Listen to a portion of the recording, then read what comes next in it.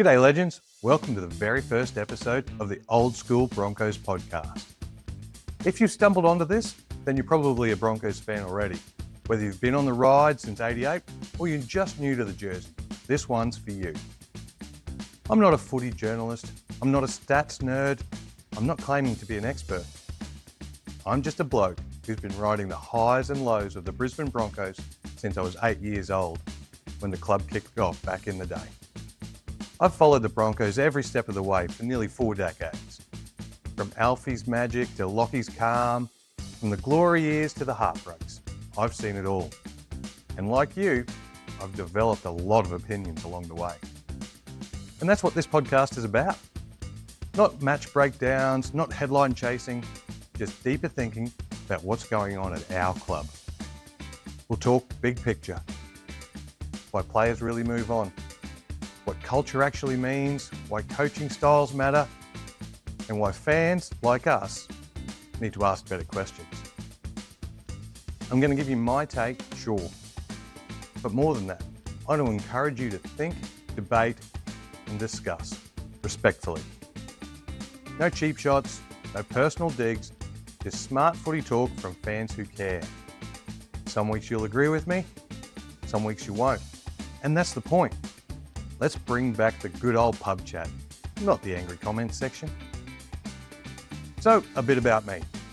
I live and breathe Queensland footy. I've grown up with this club, not just as a fan, but as a part of the greater community.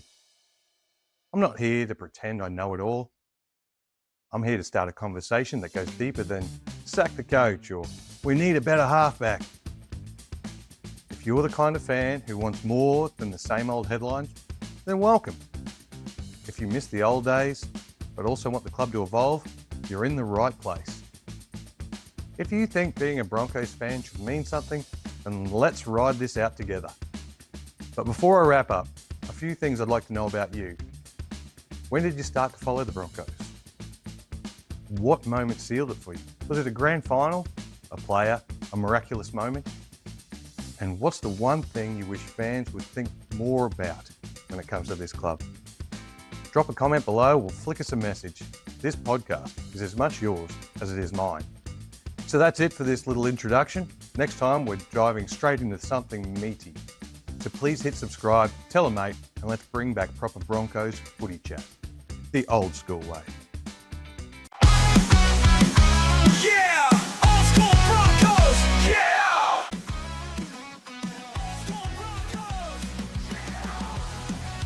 You've probably seen it doing the rounds, the leaked trademark application for a potential new Broncos logo. Now, straight up, it's not confirmed. It hasn't been launched and we haven't seen the final colours or wordmark included. But it has been lodged with IP Australia, which means this thing is real and the club's at least testing the waters. So let's break it down. What makes a good logo? Why do clubs rebrand in the first place? And does the leaked version actually stack up? So let's look at what makes a good logo. Because I've been designing logos and branding for over 20 years. A great logo is simple. It should instantly say who you are, not a detailed drawing, not a photo, just a clean, iconic shape that works in every format. Digital, print, embroidery, signage, everything. It should be clean, bold, ideally just 1 or 2 colours. You want something that works just as well on a giant billboard as it does being stitched onto a cap. Too much detail, you lose versatility. Too many colours, you lose clarity. The key word here is iconic. And most iconic logos are ridiculously simple. Think Nike, Apple, BMW, they don't need an explanation. And that's the goal. So a quick history of the Broncos logo. Let's look at our own evolution. 1988, the wild Bronco with the cursive Broncos text. Big, bold, full of energy. It matched the time. That logo was on Wally's chest in year 1. Alfie lifted the Winfield Cup in it back in 92 and then again in 93, standing next to Tina Turner. It meant something. Then, in 2000, we modernised. The character disappeared, we went minimalist. Just the Bronco head. And at the time, that was ahead of the curve. logos were starting to shift from mascots to symbols, and the Broncos nailed it. That logo still holds up today. It's clean, it's flexible, and it's lasted over 2 decades. That's a big win in design terms. So let's look at what's been leaked. We've only seen the black and white trademark version. No colour, no text, just a horse head inside a shield. Straight away, it feels more conservative. No wild mane, no movement, no energy. It's tighter, more reserved. The shield shape itself, that's becoming more and more common in modern sporting branding. Think NFL, Super Rugby, even some of the newer NRL logos, all about creating something that feels structured, strong, and serious. But here's the thing, is that who the Broncos are? Why do clubs rebrand? Let's be clear, this isn't about looking nice. Clubs don't rebrand because their marketing team's bored. They rebrand to stay culturally relevant, unlock new commercial potential, and then freshen up their image for a new generation. This is about identity. It's about saying, this is where we're heading next. And if you get it right, it opens the floodgates for new merch, new fans, and new dollars. It's part branding, part business. So, does this new logo work? Let's go through the checklist. Does it feel contemporary? Yeah. It follows the current trend, clean lines, shield shape, simplified form, but it also feels safe, like they've sanded off the edges that gave us our personality. Will it sell merch? Absolutely. Let's not kill yourselves. Anytime the Broncos drop anything, fans line up. And with the jersey locked in for 2025, thanks to the NRL's 2-year rule, that gives them something new to sell. T-shirts, caps, hoodies, it's a money spinner. Is this logo flexible? Yeah. No fine detail, no clutter. It'll work big or small, on fabric or screens. But does it give the club more to work with than the current logo? I'm not sure that it does. Will it bring in new fans? Look, maybe, but teenage girls aren't becoming Broncos tragics because of a logo. They're tuning in for Reece Walsh's eyelashes, and mate, that's just facts. If the goal was to attract a younger, more diverse fan base, this probably isn't the needle mover. So here's my take. The Broncos are a rock star club. High energy, flashy, wild when we want to be. We're not the accountants of the NRL. We're the headline act. And this new logo, at least in black and white, in isolation, feels like a downgrade. It's tidy, but it doesn't feel like us. It doesn't feel like something that represents a club that throws long balls to Stags and steps through defenders with Walshy out the back. It feels more like a financial planner's logo than a footy team. Now, it is early days. We haven't seen the colours, we haven't seen the final pieces put together. And to be fair, it's just a trademark application. So I'm not going to burn it just yet. But right now, I'm just not feeling it. But let me hear what you think. What do you reckon? Is this the next evolution of our brand? Or is it missing that old school Broncos DNA? Let me know in the comments, message us, and tell me if I'm off the mark. The field's alive with stories told of battles fought and legends bold. Cotton jerseys, colors proud. We wear the past, no backing down. Glory days and endless fight. Rugby league, our guiding light.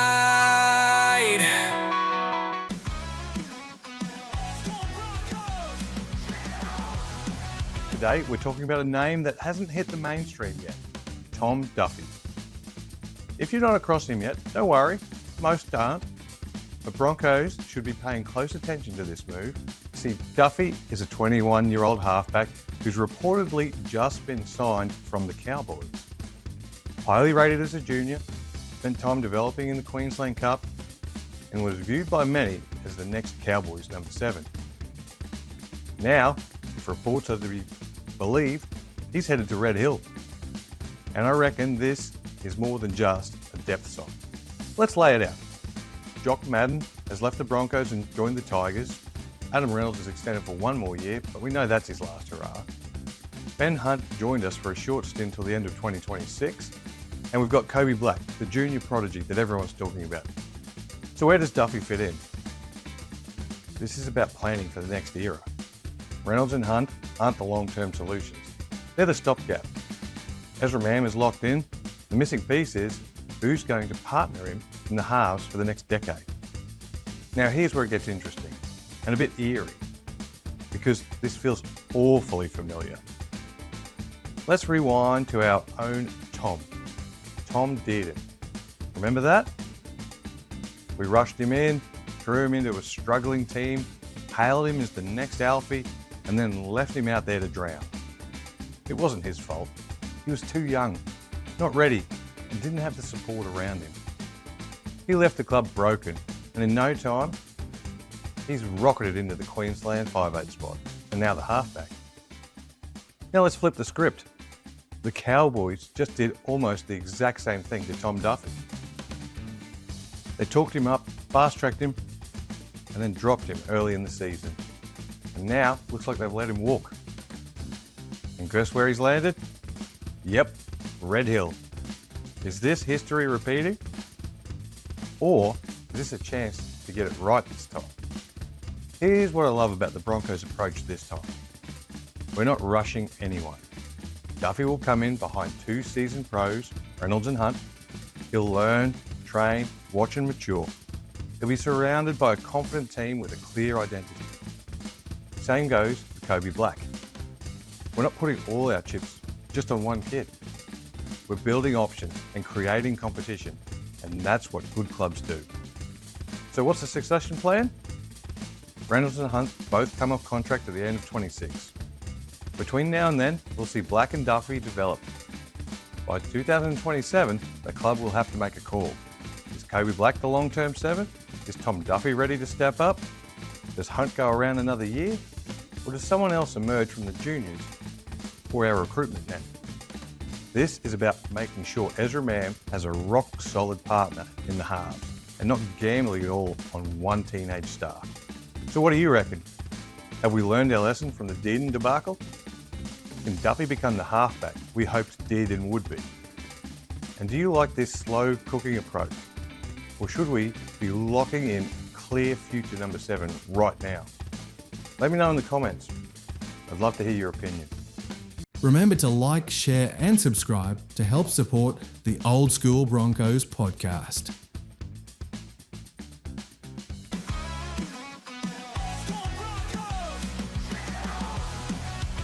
What could have been if the Broncos hadn't lost Berrick Barnes and Carmichael Hunt? We're talking about the mid to late 2000s, a time when the club was coming down from the highs of the 2006 premiership and heading into a decade that, while competitive, never quite hit the heights we were expecting. And when you look at what we were missing, it starts in the spine. By 2006, the last of the 90s premiership legends were winding down. Webke retired, Sivanasiva moved on, Lockyer was still there, still delivering magic, but it was clear the next generation needed to step up. We still had quality, guys like Justin Hodges, Sam Thaiday, Corey Parker, Ben Hannett, all elite in their own right. But what we didn't have was long-term stability in the halves. And that's where the names Berrick Barnes and Carmichael Hunt come in. They weren't just any young talents. They were Cyril Connell's specials, handpicked by the best talent scout the game has ever seen. The man who built the Broncos from the ground up. Barnes and Hunt were meant to be the next wave of elite Broncos playmakers, and losing them changed the club. So let's look at Berrick Barnes. He was scouted at just 11 years old, playing for the Kingroy Red Ants. People back then were calling him the next Wally Lewis. Now that's a huge label, maybe unfair, but it shows the hype around the kid. He made his debut for the Broncos in 2005 at just 18, played 9 games that season and showed all the signs of being a long-term solution in the halves. A natural footballer with vision, smarts and a cracking kicking game. But then, he was gone. After suffering a few head knocks, falling in love with rugby at Ipswich Grammar, the lure of international travel and a fresh challenge proved far too strong. And in 2006, he made the switch over to the Queensland Reds. And he didn't just dabble in rugby union, he thrived. 51 test caps for the Wallabies, over 200 points, a full international career, but it could have been in maroon and gold instead. Imagine Barnes learning under Lockyer, easing into that number 6 jersey, playing a decade of finals footy for the Broncos. Instead, we let a generational playmaker walk out the door. Then we had Carmichael Hunt, one of the most exciting fullbacks we have ever produced.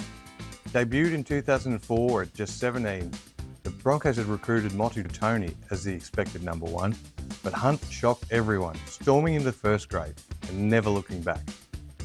Tough, smart, elusive, he wasn't just returning kicks. He was ball playing, organising, linking up in attack. He was ahead of his time in the fullback role. He went on to win a premiership in 2006, played for Queensland, played for Australia, and then he left too. At the end of 2009, still in his prime, he switched codes, this time to AFL with the new Gold Coast Suns franchise. Broncos didn't just lose a fullback, they lost a future spine leader. So what happened next?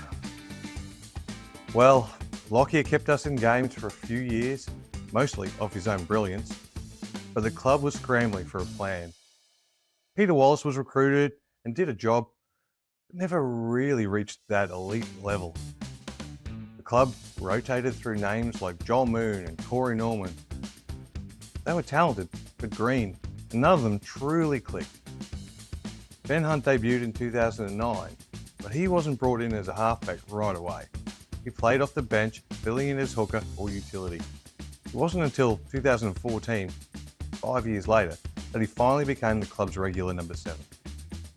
Andrew McCulloch was there too, a rock-solid hooker who did the tough stuff, but without a settled playmaker beside him, his development was hampered too. So between 2007 and 2015, the Broncos were in no man's land when it came to playmakers. There was talent, there were wins, no long-term structure. Here's how we finished each year. 8th, 5th, 6th, 10th, 3rd, 8th, 12th, 8th. Only 2011, Lockyer's farewell season, felt like a real crack at the title. So let's play the what-if game. What if Barnes stayed and became Lockyer's natural successor? What if Hunt stayed and led from the back like Billy Slater did at the Storm? What if these two elite juniors formed the core of the stable Broncos spine from 2007 onwards? Would we have been more consistent? Would younger guys like Hunt or Milford have been eased in rather than thrown in the deep end? Would we have kept more juniors, avoided the wild recruitment swings, and stayed a top 4 team year after year? You can't know for sure, but I reckon the answer is yes. We didn't just lose 2 talented players, we lost our roadmap. We lost a decade of cohesion in the one area you can't fake, the spine. This period also marked the shift in Queensland Rugby League. Kids from Brisbane and regional Queensland were suddenly turning up at rival clubs. The Broncos weren't locking them down like they used to. The aura had faded. Would that have changed if Barnes and Hunt had stayed? Maybe. Success breeds loyalty. Continuity attracts talent. The Broncos felt like just another club for a while. And that started right here.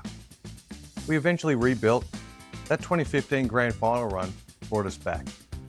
But it took nearly a decade to find the right balance again. And by that point, we're onto a whole new generation. Guys like Corey Oates leading the charge. With that golden window from 07 to 15, it feels like a missed opportunity. So next time someone says the Broncos dropped off after Lockyer retired, tell them it's not just that simple. It wasn't just Lockyer's retirement. It was Barnes leaving early, Hunt leaving in his prime. 2 spine players, 2 elite talents, both gone before they even peaked. And in their absence, the Broncos spent years searching for something they already had and let it go. Yeah! OldSkool Broncos! Yeah! Now that's it for today, but if you're enjoying this kind of deeper dive, hit the subscribe button and tell a mate, particularly a Broncos fan. This is the Old School Broncos Podcast. Let's go, Broncos. Yeah!